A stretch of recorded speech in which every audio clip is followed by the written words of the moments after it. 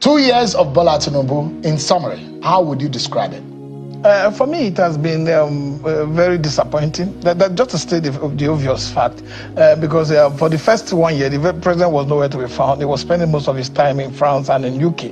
And when it eventually settled down, he took the second part of that same year to try to settle himself in office by buying luxurious items like the yacht, refurnishing the presidential villa, buying kitchen utensils and vehicles for National Assembly and for himself, and then buying private jet for himself. These are the things he did in the early stage of his presidency. It wasn't about concern on how to make sure that the life becomes more bearable and more comfortable, the economy, become more. And there were a lot of hasty conclusion and hasty decision taking that were not properly planned, that were not properly organized or coordinated. Because one of the things that led us where we are today is the unplanned, unscheduled, unorganized removal of fuel subsidy. Because people don't understand that one thing can actually destroy the economy. Because if you remove subsidy without a plan, because we've taught in school that, you want to have policy. What are your plans for the policy? How do you want to execute the policies? And what do you think the impact of that policy will be on the general populace that you are governing over? And the president stood, hurriedly, hastily removed fuel subsidy without such plans. And to cushion the effect of the removal of fuel subsidy, because we're depending on the subsidy regime, and there was corruption in that subsidy regime, the president never talked about it and went straight to remove it. And then you remember that same day, transporters increased their transportation fare by over 300%. Filling station increased for sales price. So the life became so harder. When you're in government, you're not talking about yourself. You're talking about those you are governing. The life became so harder for working Nigerians, whether in the private sector, the unorganized sector, or the underemployed, those who are underemployed, and those who are not employed at all. Because transportation, so much investment in transportation that we don't have, affects the daily life of the people. Because you talk about goods and services. If you call for a plumber now and his transportation increase, he has to increase how much he will charge you. If you call for, you are moving your tomato from Jos to Lagos, if that cost of transportation increase, you also increase the cost of selling the tomatoes. So the president never took that into never factored that into any of his policy implementation. Did he have any option? Caused so much confusion. Did he have any option other than removing the subsidy? Yeah, removing the subsidy with plans. Probably like, let me learn from the past experience. Can we provide, buses? Talk to Innocent Motors, talk to Nord Motors, all these other motors, and provide buses that that will cushion the effect of whatever transporters intend to do to take advantage of the hasty removal, so that Nigerians won't suffer from the high cost of goods and services. So those were not done. And let me tell you, today Nigerians have not recovered. Nigerians are still suffering. So we can look at all the decisions that the president have taken. You can just look at it. Fuel was at 197. Today you're buying fuel at 88. We thank God that Dangote had the courage to invest in that refinery project long before the APC came into power, because that project started under Goodluck Jonathan. If Dangote had not had the courage to do that, and this certain decision was taken, maybe most of us would be in Ghana or Benin Republic today. So we must commend Dangote and his refinery for helping us to actually survive this disaster of a policy, because there's nothing you can call it, but Nigerians are suffering. If you look at it, technically speaking, by exfusion of time and by the PIA, subsidy would have been gone, because in fact in the budget of 2023, by the mid-year, by July, there wouldn't have been any provision, budgetary allocation for subsidy. I mean, isn't a matter of time anyways that would have gone? Yes, 2 months after the president had gotten into office. The idea was to encourage local refineries to spring up and then allow them to survive. And look at the investment they have made in their own refineries, both in Port Harcourt, Kaduna, on that none of all those investments have gone to waste. The president have not talked about, how to set up a committee to look at the mismanagement of those resources, and those who were responsible for trying to put that back upstream to be able to generate more, energy for Nigerians to travel around. So even if the PIA had given provisions that by June or so, or July, that subsidy would have gone, the presidency have time. Even with 1 month, the president could set up, sit down with professionals and set up a way that this effect will not be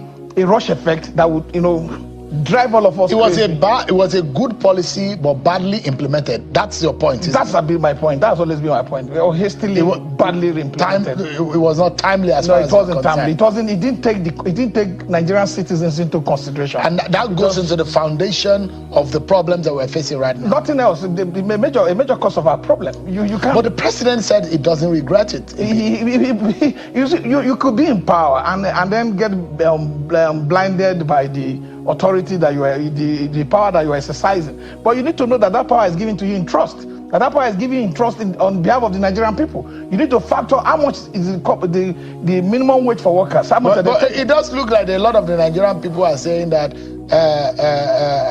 there's a way that that politicians are always hailed when they are doing something good. They'll say mukeso. Go ahead. But it does look like a lot of Nigerians are also, you are not satisfied, but a lot of Nigerians say mukeso, Tinubu mukeso, because look at the defections that are going into the party, and the party has said it's because we are performing, it is because they are delivering to Nigerians, that is why the defections are happening. Do you think that if the president was failing, those who are moving into his party would have done that? It would be a delusional, for the party to think that they are performing. Nigerians are not moving en masse. We just celebrated 2 years presidency of President Bola Ahmed Tinubu. Where are the people rejoicing? There are no people rejoicing. The thing is about the core root of whatever thing you want to use to check a parameter to use to check your government is with the people. Because you can't have a voice populi voice there. That means the voice of the people is the voice of God. And if you have elitist movement for one party, governor has one vote. The governors who are moving lost their state. They couldn't even deliver for their presidential candidate. They couldn't even deliver for themselves being vice presidential candidate in Delta. So you can't use that. If you look at Akwa Ibom, he has been afraid to move because he knows that he's going to be in danger.